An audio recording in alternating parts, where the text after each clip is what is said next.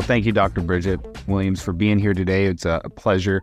I've been looking over your book over the last month or so since we scheduled this recording out, and it's been inspiring to read the different stories of the visionaries that you've had and the way cannabis has impacted their life. You wrote about and have stories from a bunch of different people: Ed Rodensaul, Jane West, Mike Tyson.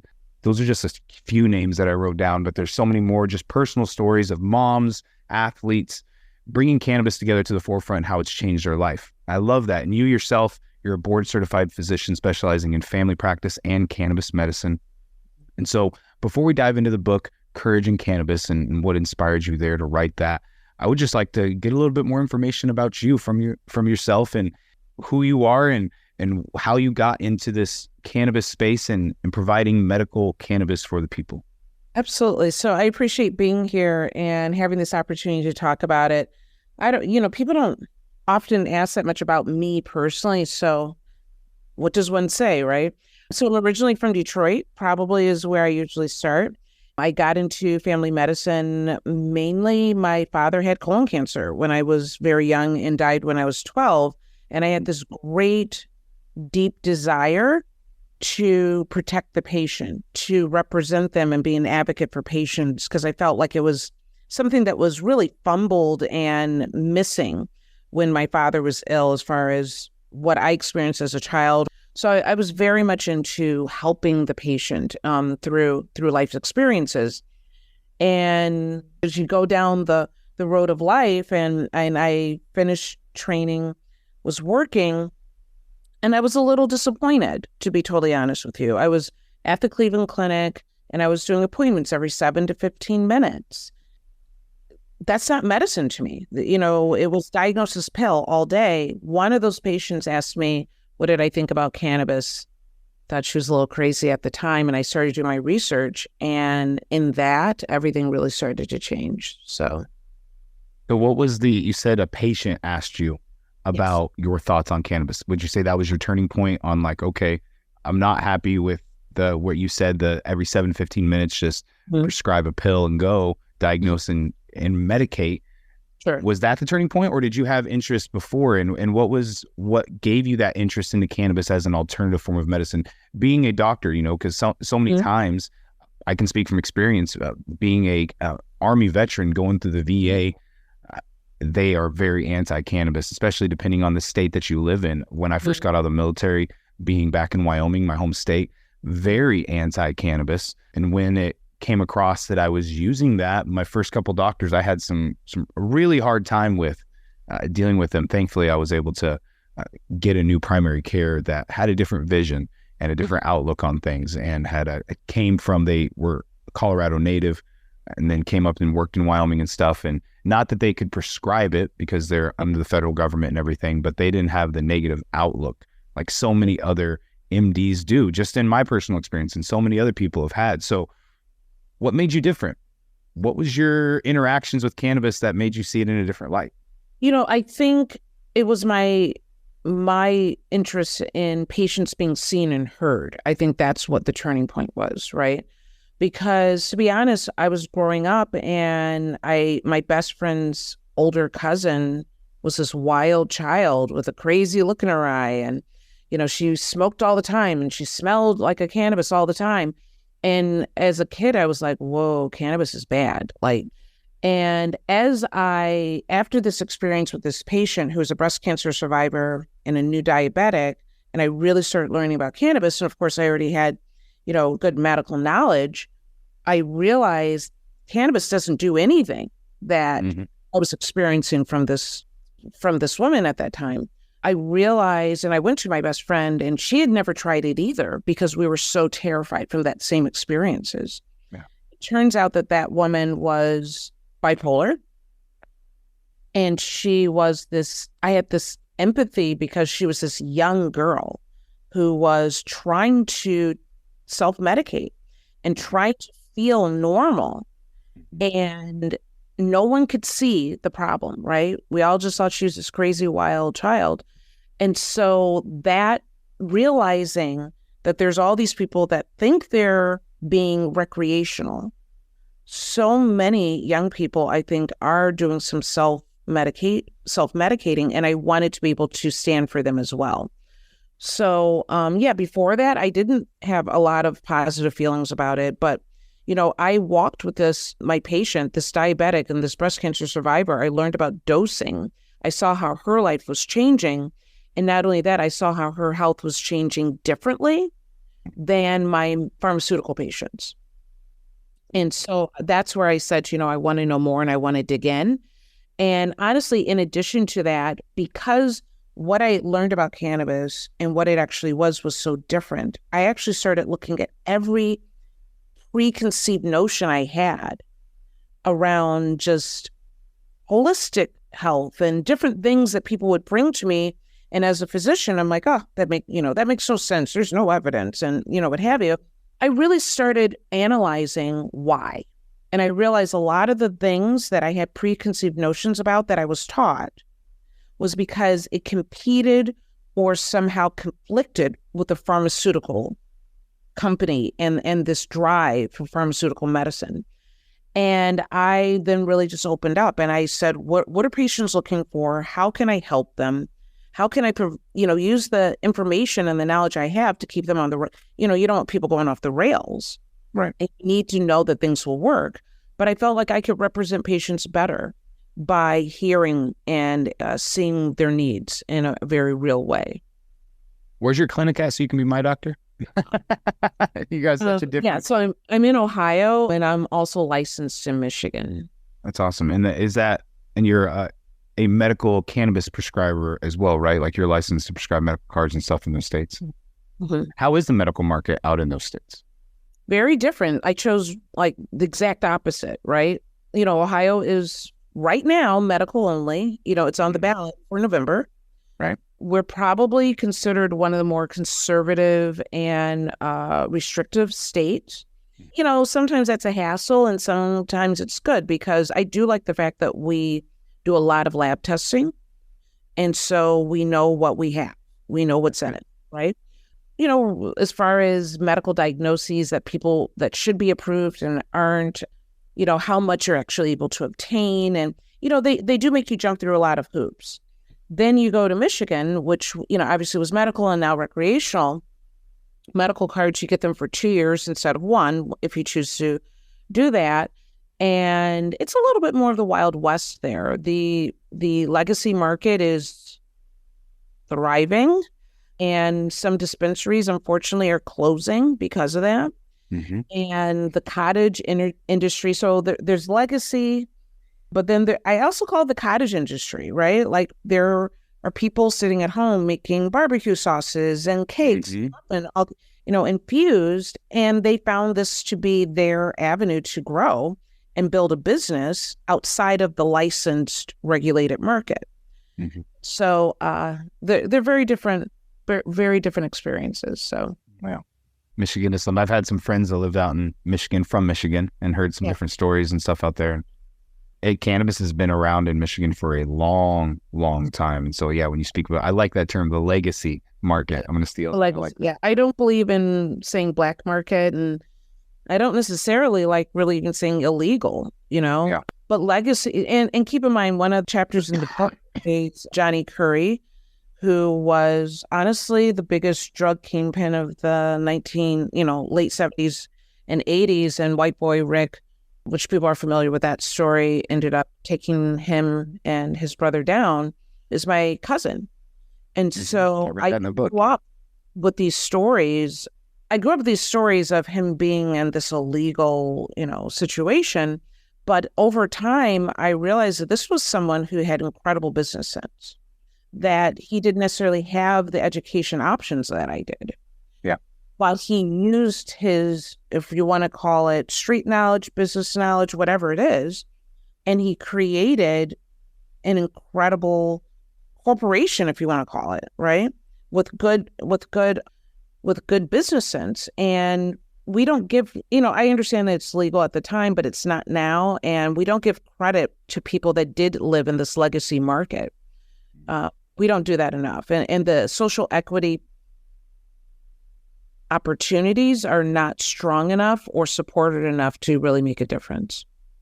It's a conversation we've had many times on the show of what is social equity when you look at it, especially in the cannabis space, because too many times, a lot of people, we have the same ideas on what we all think social equity is, but then the way that the boards, the regulatory authorities then end up defining it is something completely different. And then it ends up not even helping the people that you would need to help in a social equity status. It is neat to see you're talking about the Curry, you helped them launch their own brand. Mm-hmm. So that's an exciting thing that I like to see, and that we've been able to see with many different people from the legacy market. I'm taking that term with you. I'm using that. I like that they've been able to transfer over into the legal market and had some success with it. How is the Curry Brands doing? Pretty good. I mean, it was very exciting because I guess, when I looked at his whole story and just our family, and probably most of them never expected that, the two of us would be in cahoots. I'm assuming over time, but I really looked at his story and I was like, his story's not over. And if we're writing this, and to be honest, they're actually working on his story right now. And I was like, you need to go from legacy to legal. Mm-hmm. And that was something that was important to me. You can only imagine trying to navigate the hoops of the industry when you used to create the rules of the industry, which is always really funny because he laughs at a lot of the things that we have to do. It can be complicated. So I knew that I knew the market well, and I wanted for him to work with someone that really respected who he was, because he's an incredible, just great person. Mm-hmm. Gives so much back to the community. And so, we did a little digging, found the right person for him to partner with, and he's done really well with it. The people that push the limits in the 60s, 70s, and 80s are the reason that we have a legal market today, I fervently believe. They were the pioneers. They were the people that said, screw the system, we don't care, we're still going to bring it. And, they made a livelihood out of it for generations. There's some pretty cool stories out there that I've heard of where, it went for a couple generations of this. They were just importing. There was no violence or anything with it. It was just bringing stuff to the people, what they wanted. But then as the government and politics and a lot of it was racial division and racial fueled, and I hate that. We still have that, and that's why it does make me upset on the social equity side, because we're still being that way. Yeah. And nobody's learning from their mistakes. And so I love it that go ahead. No, I was going to say that's part of the reason. Besides, I was so drawn to the stories of people in the cannabis space, and I felt like I related to their, there was this sense of people using it illegally, and there's shame and guilt and embarrassment and all these things. And they were really looking to be seen and heard. And I really connected with them. And that's part of the reason I created the Courage and Cannabis series, not just to share these stories in an inspiring way, but I also wanted to document history. Mm-hmm. And because history will repeat itself. And if we don't have some sense of where we've come from or what people have experienced, history will repeat itself, typically in a worse way. So I'm hoping the book can have some significance in that way as well. How did you get in contact with all these different people? I did like a call for authors out on different social media sites, but also for the last 2 years, I toured the country doing talks about cannabis and wellness, and, listened to their talks and met incredible people. And because of those interactions, the sparks. So the sparks are people in the book that provide sometimes a shorter testimony, but they provide their input as having a voice in the cannabis space. And I wanted the people that had influenced me over the last 2 years to have, a position in this book. And so, piecing it together, one by one, I think we got an incredible group of people together. You got to interview a varied class of people. We were discussing that a little bit at the beginning. Mm-hmm. I mean, it's all published. It's all public information. So for those listeners that haven't read it, what is maybe one or two of those stories that really stood out to you as you were putting this together that have inspired you to continue your work because of just the difference that it had in someone's life? Is there any stories that stand out like that? Gosh, I mean, I really, really dug in with this book because it was really important that people could feel the emotion that a lot of these people experience. One, well, really, two that just hit me right away is the token teacher, which is Bronwyn Scarberry. And just on the more activist side of things, she was I think, fourth grade teacher who had some physical discomfort, and she was seeing physical therapy. Had no desire to take pharmaceuticals.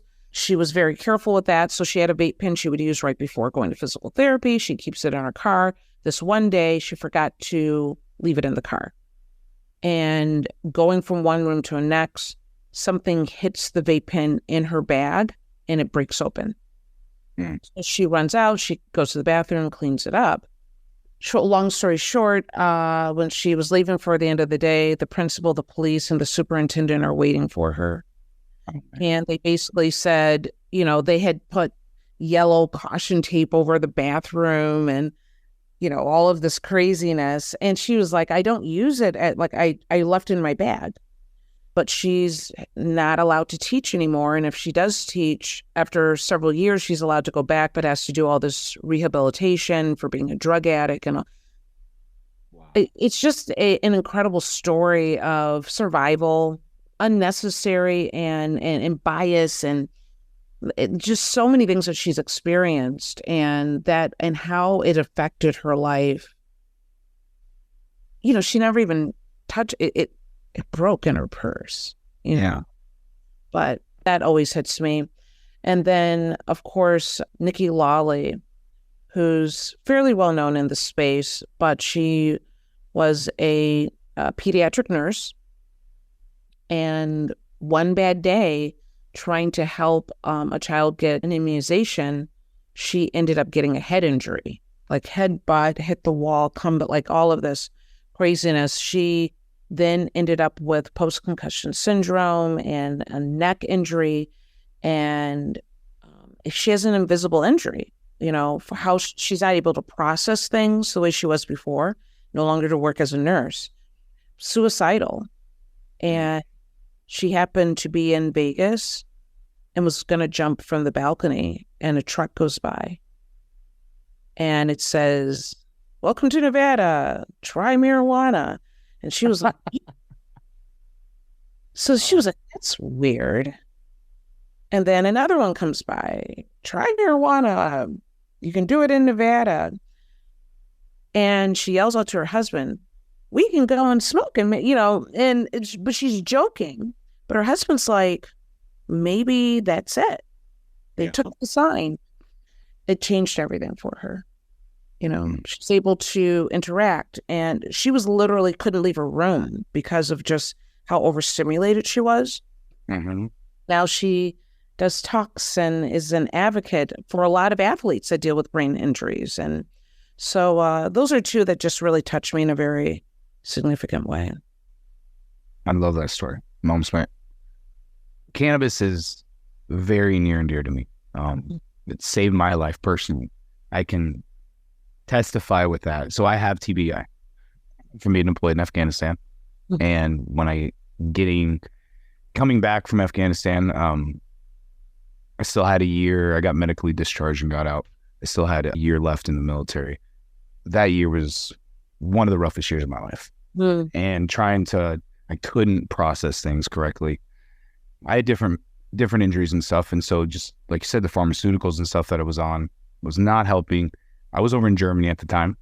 So a friend had came back from Amsterdam, and I was in the military. I'm not going to lie. I did partake of cannabis while I was in. I will never forget the day I was sitting. It wasn't on base or nothing. It was off base at a friend's house that was a local there.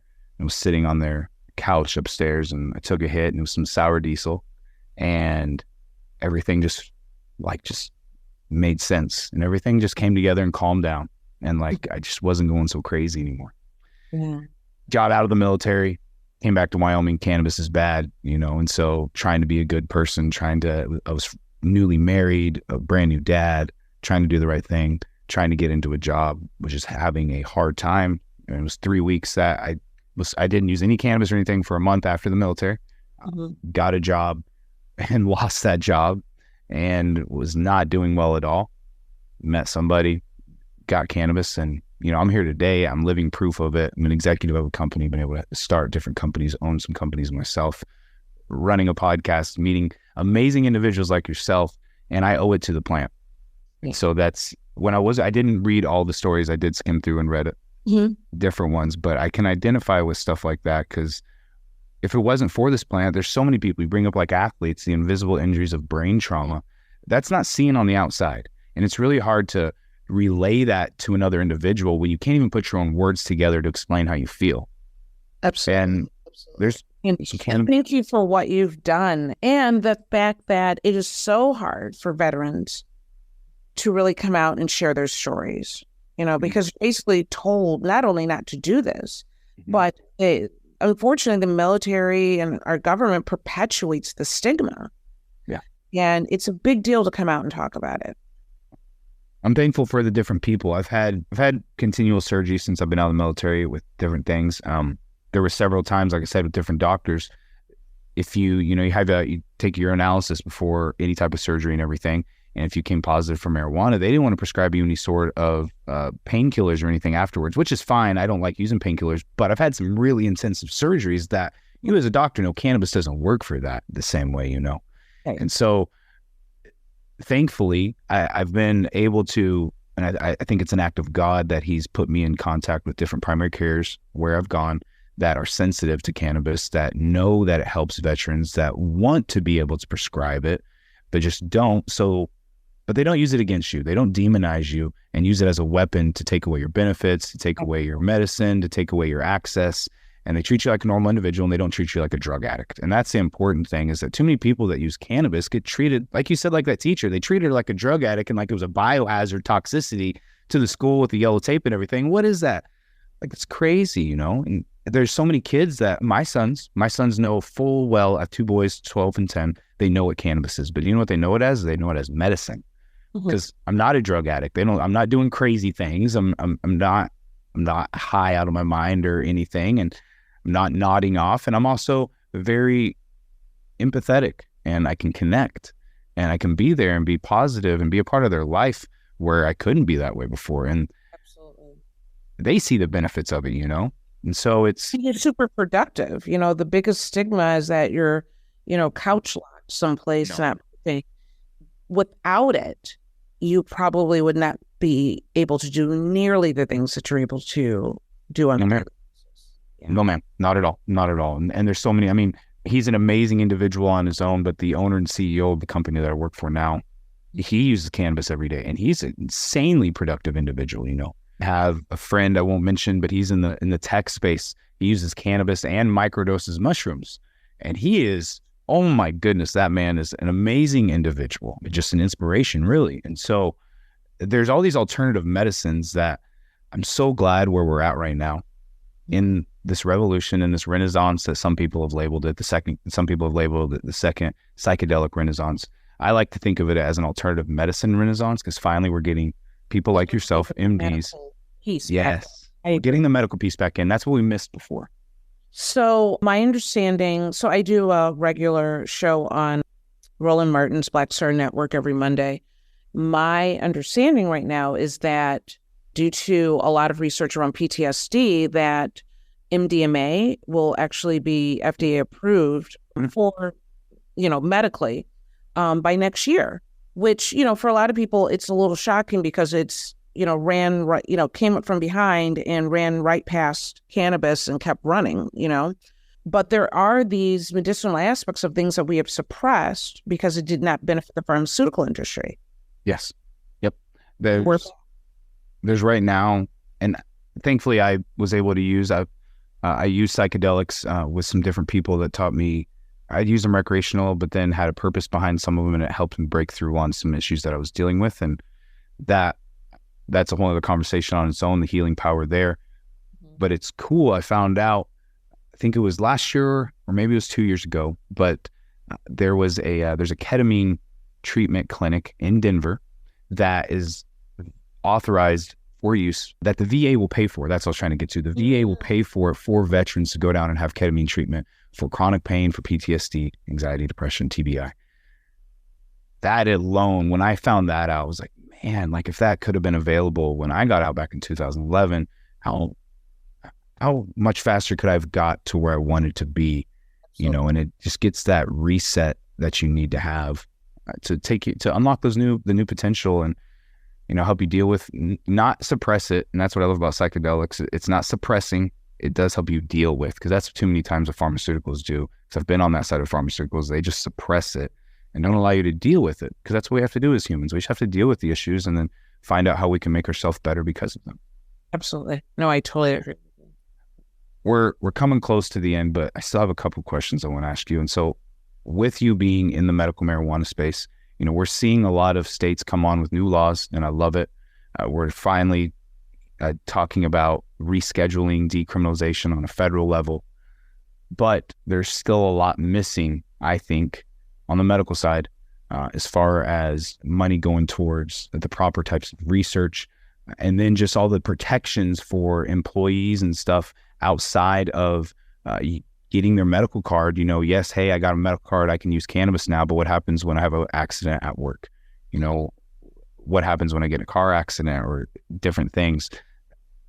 What are you seeing kind of behind the scenes as a medical marijuana doctor that we need to fix and that's not being addressed? Oh, gosh. I mean, so first and foremost, like the stigma is so alive. Reefer Madness is thriving still. And so there's a lot of education that needs to happen in the medical community, in like human resources, in our workforce. Okay. Mm-hmm. When we do change our scheduling from Schedule 1 to Schedule 3, you know, a lot of this is about preparing the pharmaceutical companies to now provide cannabis. And so there's changing the tax bracket, but it will also open up some doors for more research. Okay. So I'm hoping that we'll see that happen. But ultimately, our medical community needs to be educated. Our workforce community needs to be educated. If we had better testing options for metabolites that are high at, you know, when first used, but dissipate over time, we wouldn't have the issues that we have. Because right now, you use THC, sits in your fat. You could have used it today, or you could have used it 3 days, or sometimes a month ago, you know, depending on the person. And, you know, if you have an accident or, you know, at work, they don't know what to do, right?